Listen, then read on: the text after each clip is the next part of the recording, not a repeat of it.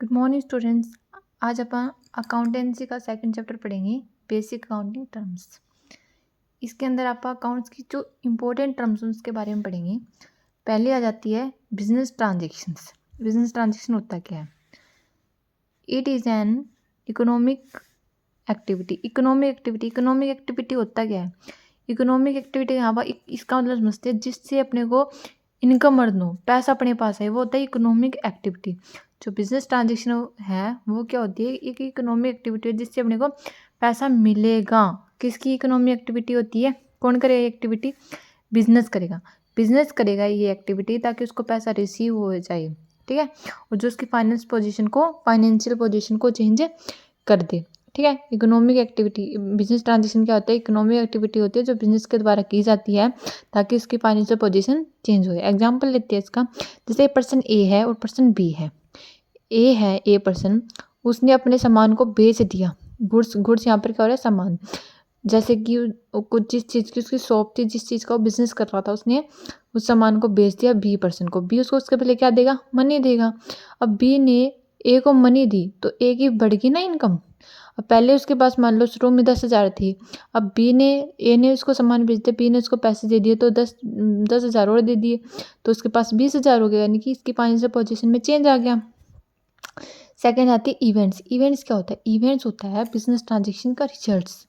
क्या होता है? Result of transaction. जो ट्रांजेक्शन होती है, ट्रांजेक्शन समझ में आई कि हमने कोई भी चीज़ को सेल्स कर दिया, परचेज कर दिया, ठीक है। अब जो रिजल्ट आता है उसको हम बोलेंगे इवेंट्स। एग्जाम्पल के थ्रू समझते हैं। एग्जाम्पल जैसे कि कोई भी गुड्स है, उसकी कॉस्ट ऑफ गुड्स, सारा सामान अपन में उसके ऊपर कितना खर्चा है उस सामान को बनाने में, करने में, कुछ भी है, तो कॉस्ट ऑफ गुड्स कितनी है अपनी? 3,20,000। ये एक टाइप से ट्रांजेक्शन है कि भाई हाँ, गुड्स अपनी इतने की है, अपने पास ट्रांजेक्शन्स है भाई, एक ट्रांजेक्शन्स मानेंगे इसके। उसके बाद है सेल्स दैट गुड। अब उस सामान को, अपने गुड्स को बेच देंगे कितने में? 4 लाख में, ठीक है। अपने पास गुड्स कितनी थी? 3,20,000 की, और सेल कर दी। ये भी ट्रांजेक्शन, भी एक्टिविटी हुई है बिजनेस की, बेच दिया प्रॉफिट कमाने के लिए, तो ये एक ट्रांजेक्शन है। अब जो इसके बदले में अपने प्रॉफिट मिला है, प्रॉफिट हुआ है ना, 4 लाख का सामान था, उसको 3,20,000 का सामान था, 4 लाख में बेच दिया तो 80,000 का प्रॉफिट हुआ। अब ये किसका रिजल्ट हुआ? जो ने ट्रांजेक्शन का, जो अपने सेल्स कर दिया, सेल की करा है अपने सामान को, ये उसका रिजल्ट है। तो ये क्या हुआ? अपना इवेंट्स, ठीक है। प्रॉफिट क्या हुआ? इवेंट। आगे समझ में। नेक्स्ट आ जाते हैं अकाउंट। अकाउंट क्या होता है? अकाउंट आप पढ़नी है, अकाउंट समझना कंपलसरी है, तो बाद में आप पूरा डिट्टो पढ़ेंगे पूरा। अब एक बार आप थोड़ा थोड़ा पढ़ेंगे, कुछ मतलब नॉलेज के लिए, ठीक है। ये एक रिकॉर्ड होता है all business transaction. Business transaction अपने ऊपर पड़ी थी, क्या थी? किसी चीज़ को सेल्स करना, परचेज करना, ठीक है। ये सब ट्रांजेक्शन थी। कोई भी रेंट रिसीव होना, ये सब अपने बिजनेस ट्रांजेक्शन के अंदर आती है। सैलरी देना, ये सब ट्रांजेक्शन है, ठीक है। यानी कि ये रिकॉर्ड होता है। अकाउंट क्या होता है? रिकॉर्ड होता है सारी बिजनेस ट्रांजेक्शन्स का relating to a particular person और आइटम, ठीक है। एक्टिविटी क्या, अकाउंट क्या होता है कि जितने भी बिजनेस में ट्रांजेक्शन होती है इन सबका रिकॉर्ड बनाना। रिकॉर्ड भी कैसे बनाना? भी एक आइटम से रिलेटिव या एक पर्सन से रिलेटिव अपा रिकॉर्ड बनाते हैं, उसको बोलेंगे अपा अकाउंट, ठीक। अब थोड़ा एग्जांपल समझेंगे। जैसे कि द अकाउंट ऑफ राम। एक राम नाम का बंदा है, उसने किसी भी चीज़ को सेल किया, परचेज किया, अपने उसको सैलरी दी है, उसको प्रॉफिट दिया, जो भी मतलब उस राम से रिलेटेड जितना भी सिस्टम है सारा अपने काम डालना है राम के अकाउंट में। अकाउंट ऑफ सैलरी, किसको कितनी सैलरी दी है, कितनी पेंडिंग रहेगी, तो वो सैलरी अकाउंट में जाएगा। अब एक चीज़ वो समझते हैं कि अकाउंट है वो, उसको टू साइड्स होती है। अकाउंट को डिवाइड किया 2 साइड में, ऐसी इसका परफॉर्मा बनाते हैं वो ऐसे होता है। इधर लेफ्ट साइड में क्या आता है? डेबिट, और राइट साइड में क्रेडिट, ठीक है। लेफ्ट साइड में डेबिट, और ऐसे ही परफॉर्म होता है। आगे बढ़ेंगे तो हमें समझ में आएगा। अब देखते हैं इसको, देखो इसकी शेप को देखो, थोड़ा इसकी शेप को देखते हैं कि भाई एक साइड डेबिट है, एक साइड क्रेडिट है। ये कुछ शेप देखने से हमें क्या लग रहा है? ये टी शेप जैसा लग रहा है कि it is also called T shape. तो इसको हम अगर भाई नेट का पेपर की कोई तैयारी कर रहे तो आ सकता है कि भाई टी शेप, जो अपना अकाउंट्स को कौन सी शेप वाला माने जाएंगे? T shape account. आगे आएगा कैपिटल। कैपिटल क्या होता है? कैपिटल वो जो अमाउंट जो इन्वेस्ट की गई है बाय द ओनर के द्वारा। ओनर कौन होता है? मालिक, बिजनेस का मालिक। बिजनेस के मालिक ने बिजनेस को स्टार्ट करने में जितनी अमाउंट इन्वेस्ट की है तो वो किस में आ जाएगी? कैपिटल में। ठीक है भाई, हम कोई बिजनेस स्टार्ट कर रहे हैं, हमारे पास स्टार्टिंग में जितना पैसा था, जितनी एसेट थी, जो भी हमने लगाया स्टार्टिंग में, तो वो होता है कैपिटल।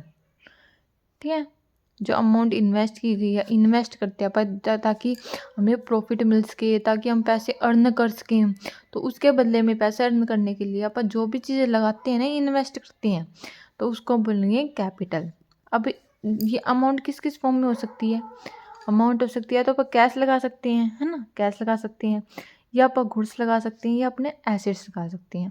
आगे या तो कैश होता है, गुड्स यहाँ पर क्या होता है? गुड्स मतलब कि जिस चीज़ की अपनी शॉप होती है, कपड़े की, फर्नीचर की, कोई किसी भी चीज़ की हो, ठीक है, तो वो गुड्स आ गया। एसेट के अंदर होता है अपना, जैसे बिल्डिंग आ गई, फर्नीचर आ गई, मशीनरी आ गई, ये सब अपनी एसेट्स के अंदर आ जाती है। अब कैपिटल का एक फॉर्मूला है, इसको हमेशा याद रखना। कैपिटल का क्या फॉर्मूला है? Capital equal to asset minus liability. Capital अपने को निकालनी है तो कैसे निकालेंगे? जितने भी बिजनेस की एसेट होती है, एसेट के अंदर क्या क्या इंक्लूड करते हैं? एसेट के अंदर जितना बिजनेस का कैश, गुड्स को छोड़ के एसेट के अंदर आता है। जैसे कि जितने भी ऐसे कंपनी में जितना कैश पड़ा हुआ है, बिल्डिंग होगी, फर्नीचर हो गया, मशीनरी होगी, ये सारी चीज़ को हमने यहाँ पर ऐड कर लिया एसेट के अंदर, उसमें से माइनस कर दिया लायबिलिटी। यहाँ पर लायबिलिटी क्या होती है? लायबिलिटी मतलब कि जो बिजनेस को किसी को देना है वो लायबिलिटी में आता है। जैसे हमने बिजनेस क्या देगा? दूसरों को रेंट देगा, बिजली का बिल देगा, है ना, ये सब लायबिलिटी में आता है। या किसी से उसने उधार लिया हुआ है पैसा बिजनेस स्टार्ट करने के लिए, तो फिर वो पैसा लायबिलिटी। यानी कि कैपिटल क्या होता है?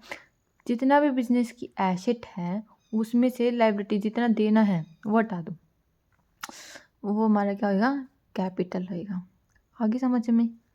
जितने भी बिजनेस की एसेट है, सारा चीज़ जोड़ जपोड़ करके, भाई हाँ, अपने पास व्हीकल इतने के हैं, अपने पास मशीनरी इतने की है, कंप्यूटर इतने के हैं, फर्नीचर इतने का है, लैंड इतने की है, बिल्डिंग इतने की है, सब ऐड करके इसमें से माइनस कर दो लायबिलिटी। क्रेडिटर को इतना पे करना है, रेंट इतना पे करना है, ये लोन वगैरह की अमाउंट इतनी देनी है, तो लायबिलिटी को माइनस करना है एसेट में से, तो क्या निकल जाएगी? कैपिटल।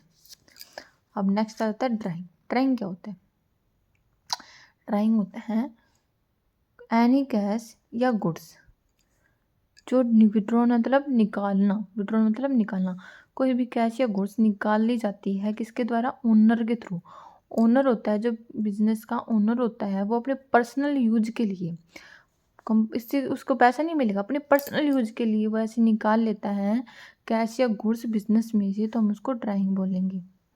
अब एग्जाम्पल के थ्रू समझें, जैसे ये तिजोरी है, बिजनेस की तिजोरी है, और जो ए है वो कंपनी का ओनर है, उसने 100 रुपये निकाल लिए बिजनेस की तिजोरी में से।